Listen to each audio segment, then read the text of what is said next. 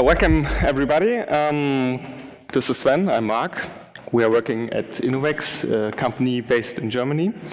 And we've been working there for a couple of years, and in the last years we have worked on an Android Automotive app project. And today we want to share some of the experience and the things we have learned so far in this project.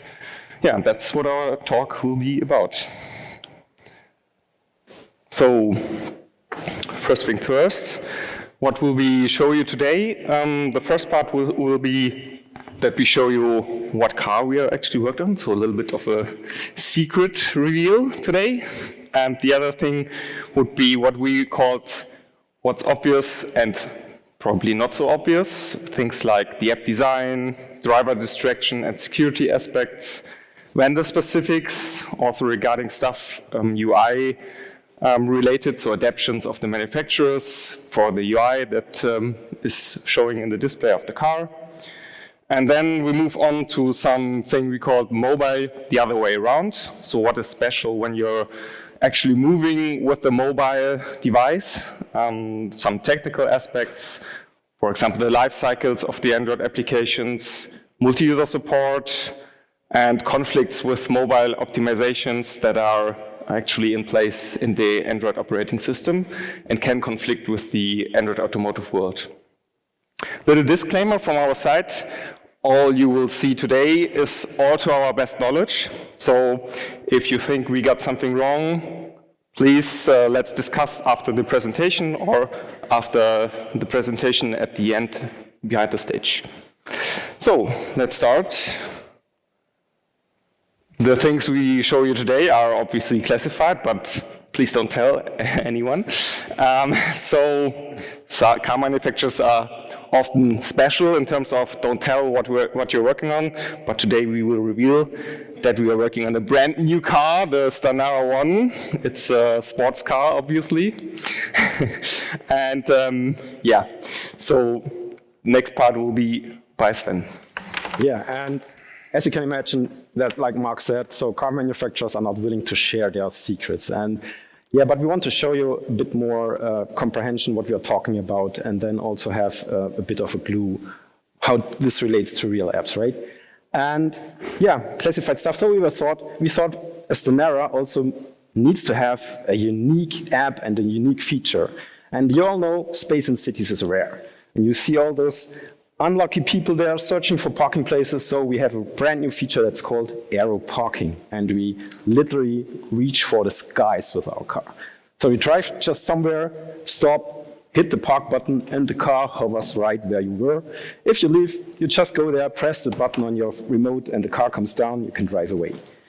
And of course, for such a feature or for such an app, we need really dedicated data to the car. We need to access sensors. We need to access special data that, or camera data we need to display to the user for security aspects and things like that. All right, so, and of course, if we would have taught you about the real application, we would have to do that weird MIB, look right here, flash thing with you, and that would be not good. You don't want to risk your beautiful brains on that. All right, so what is obvious and what is maybe not so obvious? Thinking about an app for car or thinking about app development at all, the first thing that comes to your mind is, how do I build a UI? How do I build a fancy user interface, a fancy user experience? And in cars, it's definitely the case that you will most likely be in the situation that you have multiple displays. So we know multiple displays, like there are some time in Android, there are phones with displays in the front and in the back, or foldables or stuff like that. But in a car, you have a major central display, you have additional displays for the passengers, maybe in the back also. You have displays which are only driver related, like behind the steering wheel, or as a head-up display with augmented reality. And these are all things you need to care about there. And additionally to that fact, there are display form factors, different display form factors. So you can see in the right place, there's a round display. In the center, you might have a square or rectangular display. Or maybe if the designer went crazy, you also have a triangle display or whatever comes into their minds. And also, cars have a special input device called the car rotary. If someone of you had implemented apps for Android TV, you might know it from the remote. So it's a rotation device where you can change focus and click stuff. And yeah, if you are implementing for that, you need to really take care about focus handling. And maybe you have not even came across this when developing regular Android apps. And this can be challenging if not into the topic. And also, still, if you have an Android Automotive system with Android running native on the car, there's still the opportunity that the user decides to switch to Android Auto. So he connects his phone, and all your fancy applications and all your fancy head unit stuff most likely turns into some dumb display, right? But you need to take care of that, especially if you're developing an app for parking, because there might be dangerous situations where you need to display important information over that stuff that's currently projected. Yeah, and you need to keep that in mind. Then, coming to more technical stuff from UI or UX, most vendors, as said, are kind of special, so they have their vendor-specific theming. The app should look like their apps, and it should not be very distinguishable from other apps they develop. So you're most likely tied to special UI components, or even a dedicated UI library you need to use. So you are not free to use just any Android view or any Android component that you want for UI, but that's special stuff. And coming more to that, car manufacturers are also not really acting at the bleeding edge of technology. So you might be in the situation that you have not the option to use Compose because you need to use special UI elements that just developed in the layouts. And or even that is the case that you need to do both because you are supporting multiple generations of cars, and one was implemented with layouts and the other one is implemented, or the new one is implemented with Compose. You need to have to do both of this stuff in your app. And another thing related to that, there's restricted rendering areas. So, of course, if you drive fancy cars, like a Stenera, you need to see that car in your vehicle because you're sitting in there, you're not seeing your fancy car then. And then the displays a section where your car is rendered, and only a small part of the display, for example, is then usable for apps, so you cannot fully render the display with your content. And this also may, in some kind, limit what you're doing there. Also related to UI and UX, like Mark already mentioned, is driver distractions and security aspects. And you can imagine, like in the image here, when there are a lot of apps in the car and they are really good and they are really distracting, so this can be kind of a security risk when the driver should pay attention to the traffic and not to your app. And therefore, we are lucky, Android Automotive provides a UX distractions API. This API is pretty good integrated, so it's connected to your activity, and you're getting informed about events, what you are allowed to do or not. And these events are related to reducing content, so not displaying long texts or something like that, or also drop content that is not related for the current situation or not necessary. You might be forced to limit interaction possibilities too, and maybe also other stuff like not rendering videos, limiting audio output. All that stuff is related to there. There are a lot of events. We are not going into detail to that. You just have to respect that. But there's another thing, and that's not so pretty integrated, and that's screen priority. So maybe coming back to this Android Auto use case, you might be in the situation that the user just wants to park his car, and you want to display the outside cameras so that he can be sure not parking in an unsafe area, like under a bridge or so, that could be fatal for the car. And then you might be in the situation that you are the higher priority app, and you need to come to the display overriding other apps. Or it might be the other case that more important apps are in the need of having the display, and you need to be in the background then. And this is also, not a big challenge, but a thing you have to take care of. Yeah, that's it for the obvious things. And now it's time, Mark, to dive a bit deeper into technical stuff.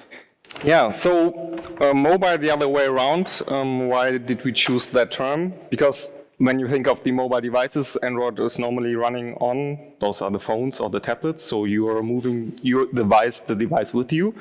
And this way, when it comes to cars, you are being moved by the mobile device, so it's a little bit different here. And let's see what the implications of this somehow upside-down definition of mobile devices can be.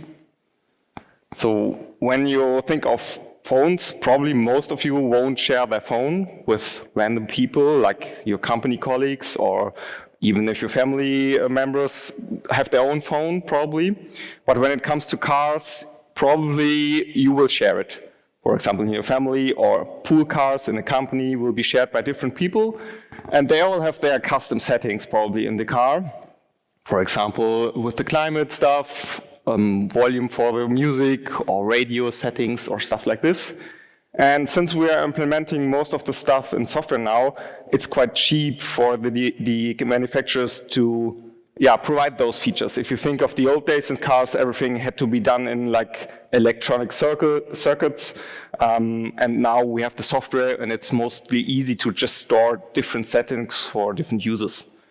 So this leads us to the multi-user support of Android, which has been integrated in Ice Cream Sandwich. So it has been there for quite a while.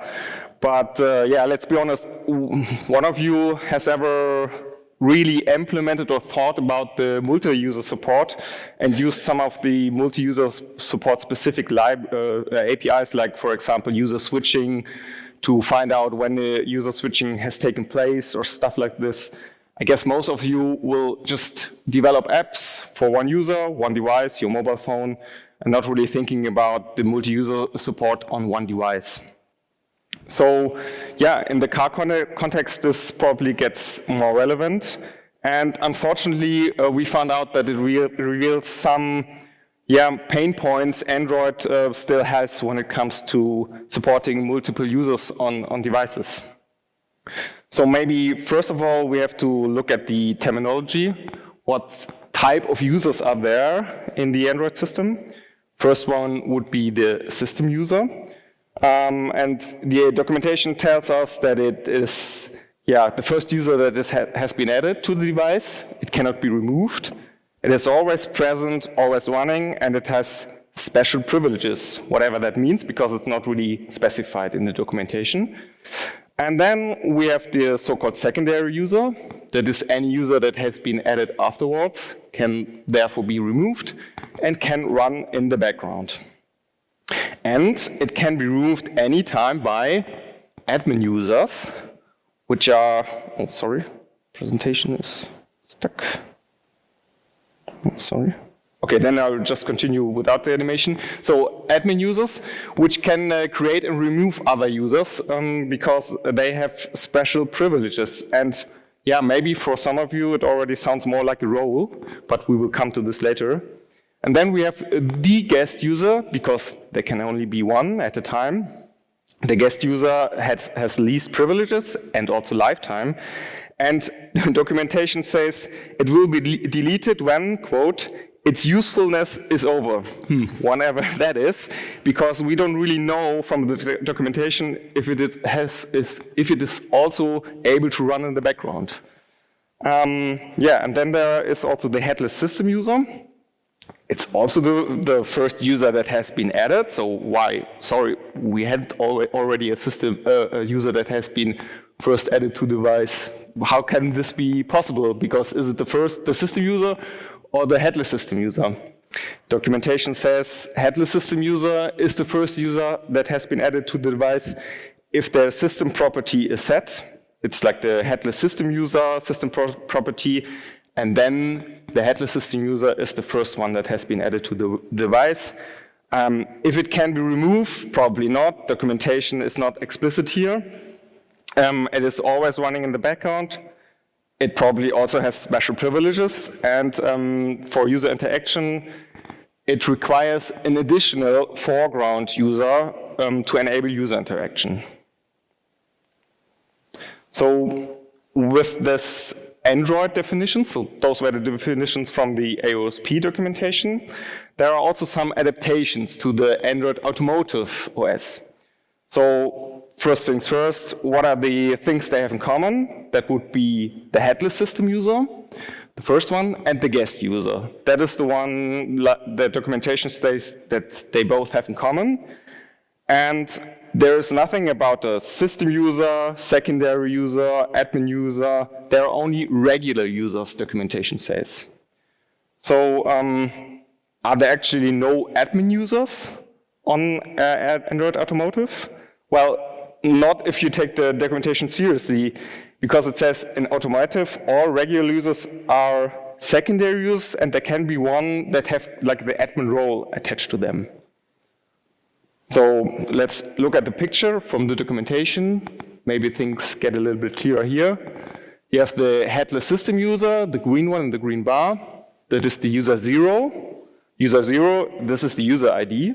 So there are now coming numbers into the play. You have the user 10. That is normally the one that has been added from the beginning.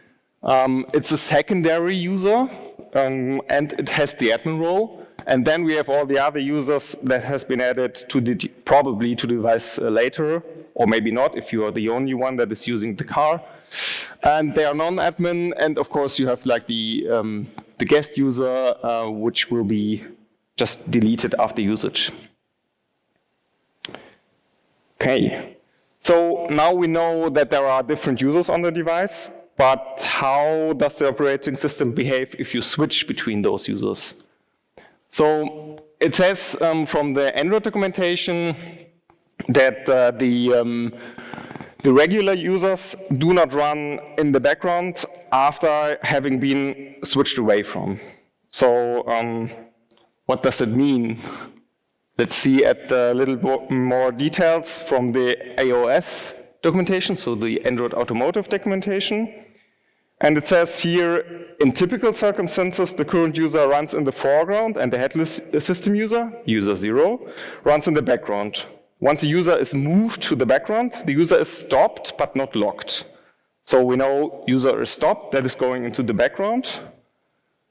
And it also says, sorry for the big text chunks here, that all activities and foreground service for that user that is going from foreground to the background are terminated, and that persistent services, so the one that has higher privileges, continue to run for as long as the now background user is not stopped. But as we've seen before, once the user is moved to the background, the user is stopped, but not locked.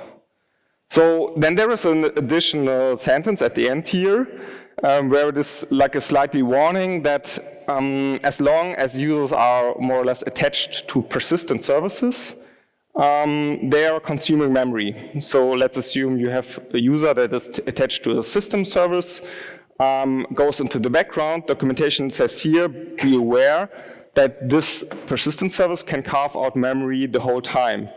But stating that the user is going into the background and all the stuff is stopped, it could be a little bit confusing because you don't really know, is it now stopped and all the services that are attached to this user are also stopped or not?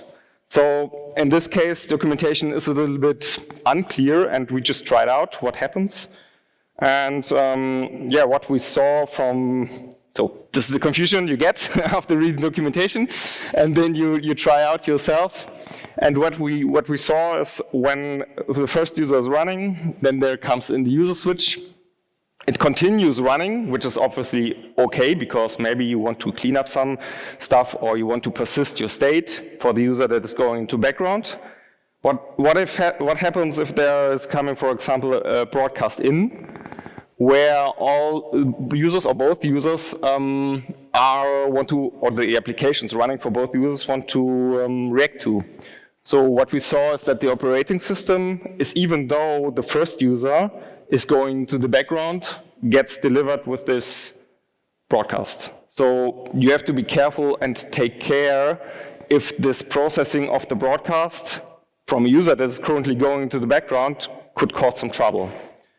Yeah, so this state of, or what the documentation says, that users that are going to background are stopped and all those processes are stopped, is right in some way, but there is like a transition phase which needs to be handled carefully. All right, so the other thing that could be a little bit of a problem or a lot of extra work when it comes to multi-user systems is the problem of not having support in the framework for shared storage data. So let's assume our aero parking app has some vehicle-specific settings that should be changeable by all the users that are using the application, but they're too big for our Android shared settings stuff. So then you would need some kind of shared knowledge of what you have set up in the application between those users. But there is nothing really that AOS or the AOSP is providing to you. So what most of the times the app end up is something like this, that you have like the instance of the user 10, the instance of the user 11 with their application installed, and then you have an additional headless service running in the user 0 context, and they are connecting to this service to change out the settings data, for example, in this case. And this can be done through, for example, the binder inter-process communication stuff. And how can you achieve that the storage service is only running in one instance? Yeah, you have to add this little thing, what is called single user true, to your Android manifest. And now the Android system knows, okay, this component, in this case it's a service, should only run for the user 0, and there should only be this one instance of this process running or this component running. Yeah, and as you can imagine, this is some boilerplate code you have to set up. Yeah, and it would be nice if there would be something like framework support for this. Yeah. Then you will tell us something about the automotive lifecycle. Yeah. So, as Mark said, there are gaps. And also there are gaps in other areas. And if you look at lifecycle, there are also situations where automotive is different. Do not take the term lifecycle literally, but we had no other word for it. So of course there is the ordinary Android lifecycle. And you have stuff like start, stop, resume, destroy for all your components, for activities, fragments, services. So that's there. Of course, it's Android. But coming back to the use case that Mark described, so a phone is used in another way than a car is, and you're sharing the car. So let's just dive into that and think about a common use case where you use a car. So the commute to work or something. So the car is off, it stays there, and you're getting in. By opening the door or unlocking it, the car is booting up. You're getting in, maybe you're driving or not, or maybe you're finishing some work up on your phone or anything else, and maybe you're not alone on your way to commute. Maybe you have a family member on board or a friend or whatever. So, at some time you start driving. Then the car drives, and then you decide to, there's my favorite bakery, we will have a stopover, pick up some bakery stuff. And of course, you're driving that fancy Stenera, and you want to make your friend envy, and you want to enjoy that enviness. So you provide to your friend, hey, do you want to use my car? You can try it out. It's really a fancy, nice car. So you're also switching users there. And then you're driving again. And in some time, you arrive at your destination, and you get out of the car, and the driving session is over. So a driving session is also kind of a life cycle because it relates to that events. You have a start event or prepare, a begin, that was too much, sorry. You have an ending, you have a pause and a resume, but it's some kind spreads over those life cycle stuff, right? Because just leaving the car, which might lead into a pause of the normal Android life cycle or a stop or whatever, is not stopping your use case you are just in. And this is kind of a problem. And for example, if we go back to our aero parking app, where you want to have a special feature like, we want to inform the user that aero parking is ready for usage. And you don't want to bug the user all the time with this information if he gets into the car. So you're like, let's do this once in the driving session. And this is kind of a problem then. Because we are in the situation, like Mark described, we had the multi-user situation, we need to share data like counting the driving time, so because the driving session was not ended when the user switch took place. And we also have the situation that services are started or stopped and things like that. And unfortunately, or fortunately, there's an API we can use, the car driving state manager. It's in the link below. But it's a very basic thing. So it's just telling you about, oh, I'm driving, I'm parking, I'm idling, and I do not know what I do now. So I'm not knowing what I'm doing. Yeah, and this is also, the problem is that it's not integrated in Android, in an Android-specific manner. So you cannot attach to a broadcast or getting an event and be woken up about that. It's just a publish-subscriber thing. So if the ordinary Android lifecycle kicks in and pauses your activity or wherever you have implemented that implementation, then you're not getting informed about that. So, and then we are again in the state, like Mark said, you need to have something in the background that records that and that is there all the time to be aware of such stuff. Another thing that's also kind of a life cycle is power states. Again, a car has other power states than a phone. As you might know, you use your phone like it's on 24/7, right? So you normally do not shut it down regularly. But a car is used in another way. So because it's a bigger system, it consumes more energy. So if you don't use it, you want it to be off. And this is kind of the next thing, because we have this on and off state, like in a phone, but there are other states like hibernate and suspension. So they differ, hibernate and suspension, in the way that hibernate is suspend to disk, so it's more a deep sleep, it's a more deeper state of suspension, and suspend is suspend to RAM. And the thing is, if these states kicks in, so for example for service, you're also not getting lifecycle events. You're just frozen and you're away. And yeah, you can imagine that if our Aero Parking app is hovering our car in the skies, and suddenly the system literally goes down. And that's something we want to know about, right? That's a fatal thing in such a situation. There are a lot of states in between for that. So you can get notified about everything. So suspension entry, suspension exit, hibernation entry and exit and stuff like that. But again, it's only an API that's used in a publish-subscriber way. So no integration into the Android system like broadcasts or something. And you're still in the situation to fill that gap with your own implementation. And yeah, that's not nice. For completion, there's also a garage mode, but just roughly describing it. So we had the situation that a phone could be idling. A car is not, if you have no garage mode, a car will not be idling. And if a phone is idling, it's doing stuff in the background. So, and that's good because you can do something like synchronization or downloading map data or whatever. And yeah, if this would be missing, that would be not so good. And this is what the garage, this gap is filled by the garage mode. So the garage mode is some special mode which is entered before suspension and which keeps the car up without user-facing stuff. But you are able to do background work in that situation until the car finally gets shut down. So to sum that up, for ordinary Android life cycle, sun is shining, everything is fine, we know that, it's working. For driving session, it's not so good. There's an API, but it's not that useful, and it's not integrated. And for power states, a bit better, so it's partly cloudy or partly sunny, depends on your attitude.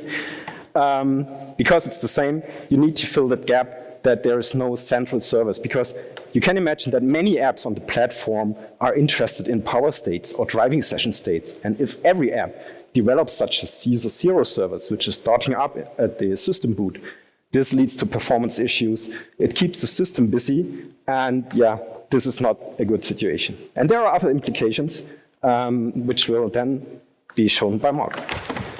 Yeah, the last thing we will look at in a little bit more detail are those conflicts of AOSP mobile optimizations regarding to the battery life that has been introduced in the last couple of years into the AOSP platform. For example, in this case, the broadcast and background limitations. And if you imagine that you have an application that should only run and do something as soon as the car goes into the driving mode, for example. So what could you do? There are those limitations, and there are no broadcasts the system sends to you.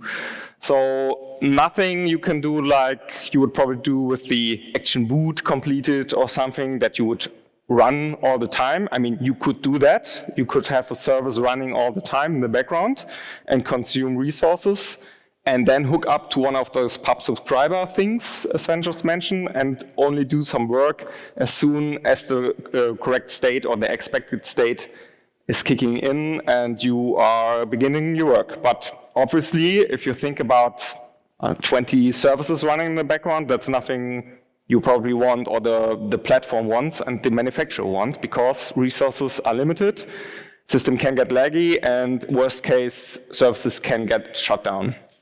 So what can you do as an app developer? Not much. But as the company or the manufacturer, you can, of course, adapt Android or the version of the Android operating system you're developing for your device. And then you have to dig into the Android source code. And like I already said, there are restrictions to those implicit broadcasts you can declare in your manifest. What can you do? So imagine you have a system service that then wants to send out a broadcast through the system. For example, car is now driving. And the applications that are declaring in their manifest, I want to react to this broadcast, would normally not get started because, yeah, limitations of Android manifest declared broadcasts are in place. So the system service would need to add a flag to the intent that is broadcasted to the system. In this case, it would be flag receiver include background, which would then start up our process, wake us up, and we can process the broadcast.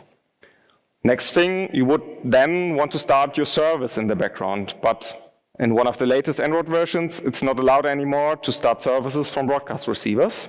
So next thing that need to be added would be flag receiver foreground. And then in the end, when you install applications and you never open them, they are normally in this stopped state. This is somehow a security thing that Google introduced, that not any application in the App Store can just start a service in the background without you knowing. So you have to one at a time start the application.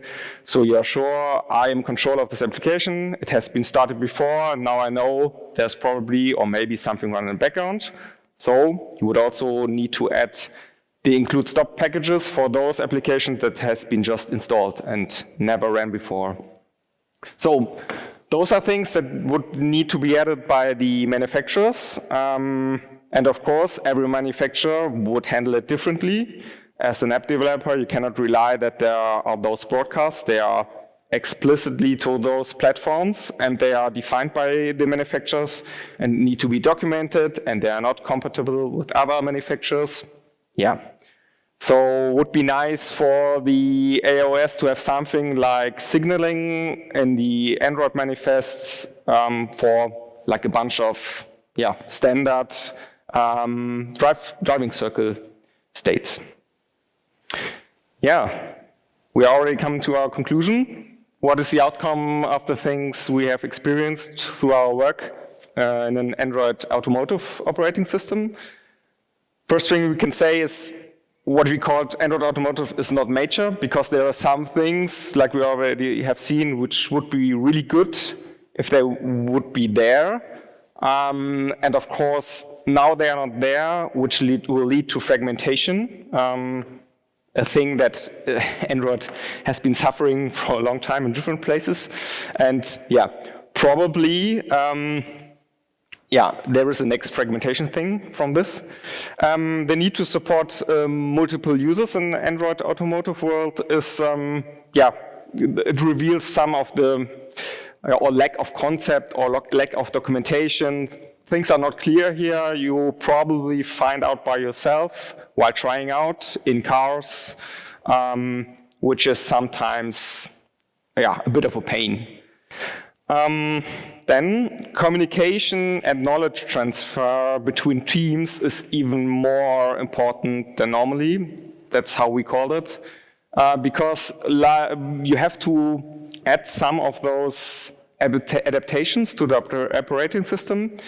And so it would be nice that not every team that is developing an application reinvents the wheel without knowing of each other. So this is some of our outcomes while working in that project, that it is good to do a frequent knowledge transfer, talk to other people, to avoid those reinventing the wheel scenarios. Yeah, and then we have the UI customizations. Sven said it at the beginning. It could or will probably lead to additional fragmentation problems, especially for those of you who want to develop applications for some of the app stores for cars, because then you have to get the UI-specific libraries from different manufacturers probably. And yeah, this is also some pain point here. And that was the end of our presentation. Yeah, thank you.